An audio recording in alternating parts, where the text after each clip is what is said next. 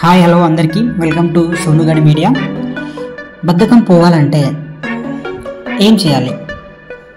ఎన్ని రోజులు ఇంకా అలా బద్ధకంలోనే బ్రతుకుతావు? లేచి నీ జీవితం కోసం పరిగెత్తు. బద్ధకం నీ జీవితాన్ని నాశనం చేస్తుంది. బద్ధకం ప్రతి మనిషిలో ఉండేదే, కానీ నిన్ను నువ్వు మార్చుకున్నప్పుడే బద్ధకం నీలో నుండి పోతుంది.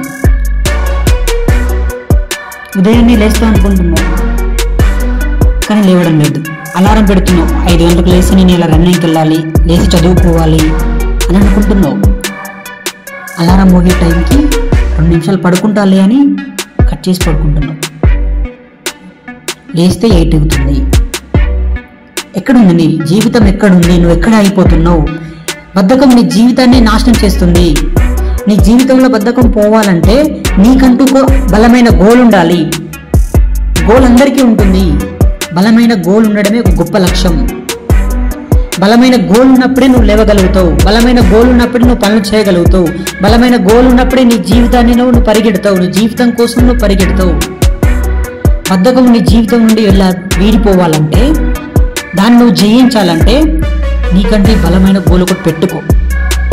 జీవితంలో నువ్వు సక్సెస్ అవ్వాలన్నా నీ గోలే నీకు ఇంపార్టెంట్.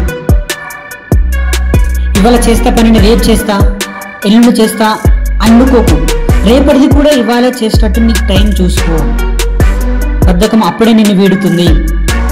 బద్ధకంని జయించిన వాడే జీవితాన్ని గెలవగలుగుతాడు.